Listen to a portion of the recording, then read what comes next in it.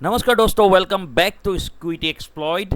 दोस्तों, कल का वीडियो में हमने क्लियरली डिस्कस किया था कि निफ्टी के लिए 24,400 एक बहुत इंपॉर्टेंट लक्ष्मण रेखा होने वाली है। तो हमने कहा था अगर निफ्टी 24,400 के ऊपर सस्टेन करता है तो बुल्स एक्टिव होंगे और अपसाइड में 24,480 और 24,550 के जोन तक मूव आ सकता है। और अगर आपने आज का मार्केट देखा हो तो निफ्टी ने एग्जैक्टली वही बिहेवियर दिखाया और मार्केट ने 24,400 के ऊपर स्ट्रेंथ दिखाई, बायर्स एक्टिव हुए और निफ्टी ने 24,500 के ऊपर का लेवल टेस्ट किया। लेकिन मार्केट 24,500 से 24,550 के जो इम्पोर्टेंट सप्लाई जोन है वहाँ पर सस्टेन नहीं कर पाया और वहाँ से प्रॉफिट बुकिंग देखने को हमें मिली। सेंसेक्स में भी हमने बोला था कि 78,400 के ऊपर स्ट्रेंथ आएगी और 78,600 और 78,800 जो है वो इम्पोर्टेंट जोन होगा। सेंसेक्स ने भी ऊपर मूव दिया, लेकिन हायर लेवल्स पर सेलर्स एक्टिव हुए और मार्केट में प्रॉफिट बुकिंग आई। तो दोस्तों, कल का लेवल्स मार्केट ने काफ़ी अच्छे से रेस्पेक्ट किया। अब सबसे बड़ा सवाल ये है कि क्या ये सिर्फ नॉर्मल प्रॉफिट बुकिंग है या फिर निफ्टी 24,500 के पास बुल ट्रैप बना रहा है। सबसे पहले बात करते हैं ग्लोबल मार्केट की। तो ग्लोबल मार्केट से अभी कुछ मिक्स टाइप के सिग्नल मिल रहे हैं, क्योंकि यूएस मार्केट हायर लेवल्स के पास ट्रेड कर रहा है और इन्वेस्टर्स इंटरेस्ट रेट एक्सपेक्टेशंस और अपकमिंग इकोनॉमिक डाटा पर अभी फोकस कर रहे हैं। एशियन मार्केट में भी थोड़ा सा मिक्स सेंटीमेंट देखने को मिल रहा है और क्रूड ऑयल और डॉलर इंडेक्स पर भी आपको नज़र रखना ज़रूरी है, क्योंकि ये इंडियन मार्केट के सेंटीमेंट को इम्पेक्ट कर सकते हैं। इसलिए कल ओपनिंग के बाद कंफर्मेशन लेना इंपॉर्टेंट रहेगा। अब बात करते हैं एफआईआई और डीआईआई की डाटा की, क्योंकि इंस्टीट्यूशन एक्टिविटी हमें बताती है कि बड़े प्लेयर्स मार्केट में क्या कर रहे हैं। एफआई की तरफ से एग्रेसिव बाइंग अभी तो नहीं दिख रहा है, बट थोड़ा सा हल्का फुल्का बाइंग हुआ है। यहाँ पे आप देखो 467.83 करोड़ का बाइंग हुआ है, लेकिन डीआईआई जो है वो मार्केट को थोड़ा सा सपोर्ट प्रोवाइड कर रहे हैं। बट आज उन्होंने हल्की फुल्की सेलिंग की, बिकवाली की यहाँ पे 248.72 करोड़ का। बट जो कल और परसों की जो खरीदारी थी उसके हिसाब से ये थोड़ा सा ही है, बहुत ही मिनिमल है, तो इससे कोई ज़्यादा समस्या होने वाली हमारे साथ नहीं है। लेकिन थोड़ा सा ना एक्सपायरी वीक होने की वजह से थोड़ी सी वॉलेटिलिटी और प्रीमियम डीके दोनों हाई साइड में थोड़ा सा रह सकते हैं, इसलिए थोड़ा सा आपको सावधानी बरतनी पड़ेगी। अब आते हैं निफ्टी 50 के चार्ट पर सीधे। तो चार्ट में थोड़ा सा बड़ा कर लेता हूँ। यहाँ पे आप देखोगे ना, अगर आप यहाँ पे निफ्टी की क्लोजिंग प्राइस देखते हो तो ये है लगभग 24,353 के आसपास निफ्टी ने आज की क्लोजिंग दी। अगर हम डेली चार्ट को देखें तो यहाँ पे आप देख सकते हो निफ्टी ने 22,200 के जोन से एक स्ट्रॉन्ग रिकवरी दिखाई है और मार्केट अभी भी ना हायर लोज का जो स्ट्रक्चर है वो मेंटेन कर रहा है। वो आपको कैसे दिखेगा, ऐसे देखो, यहाँ पे यहाँ से लेके यहाँ तक आप देखोगे तो एक हायर लो की जो स्ट्रक्चर है वो निफ्टी ने अभी भी मेंटेन किया हुआ है। लेकिन आज क्या हुआ, आज आप देखो, आज निफ्टी ने अपर लेवल पर रिजेक्शन दे दिया और निफ्टी ने 24,500 के जो जोन है उसको टेस्ट कर दिया। यहाँ पे जाके आप देखो, यहाँ पे इस चीज़ को देख सकते हो, देखा।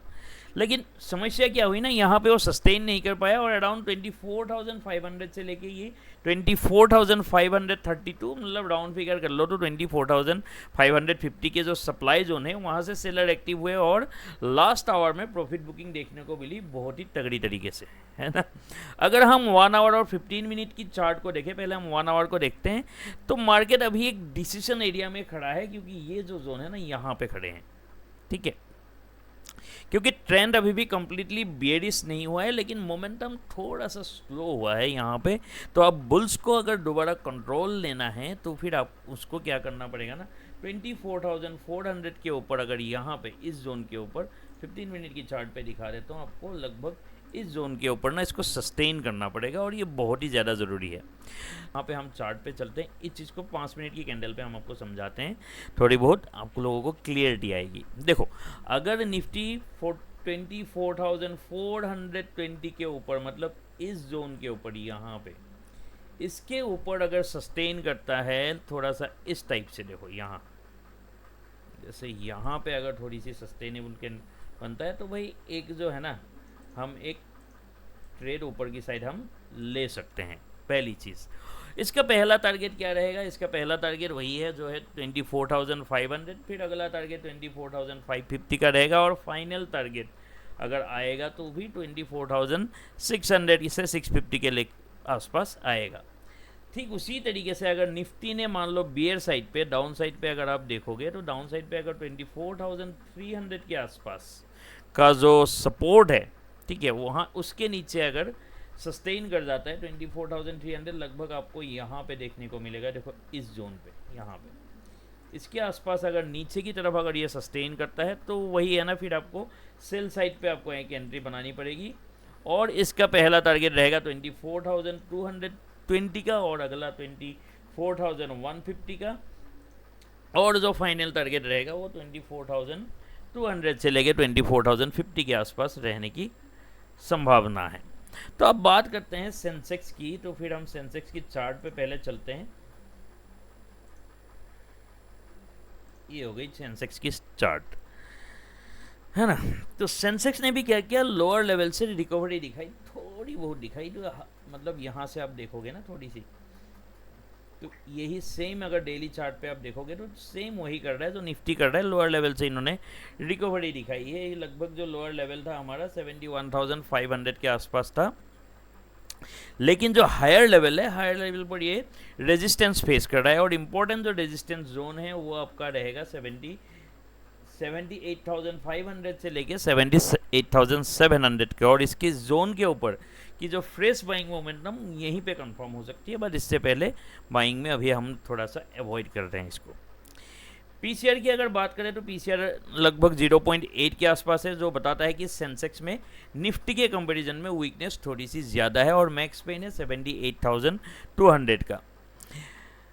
तो सेंसेक्स के लिए जो है ना, कल का अगर हम ट्रेडिंग प्लान के हिसाब से अगर बात करें तो देखो सिंपल सा प्लान है। अगर 78,250 के ऊपर, मतलब इस जोन के ऊपर अगर यहाँ पे कहीं सस्टेन करता है, यहाँ पे देखो ये जोन है, यहाँ पे अगर यहाँ इस जगह के ऊपर अगर कहीं वो सस्टेन करता है तो एक आप बुल साइड में ट्रेड ले सकते हैं, और उसका जो पहला टारगेट रहेगा लगभग 78,500 का ये टारगेट रहेगा, तो उसके बाद 78,700, और अगर इस पर भी सस्टेन कर जाए तो नेक्स्ट टारगेट जो है 78,900 आने की संभावना है।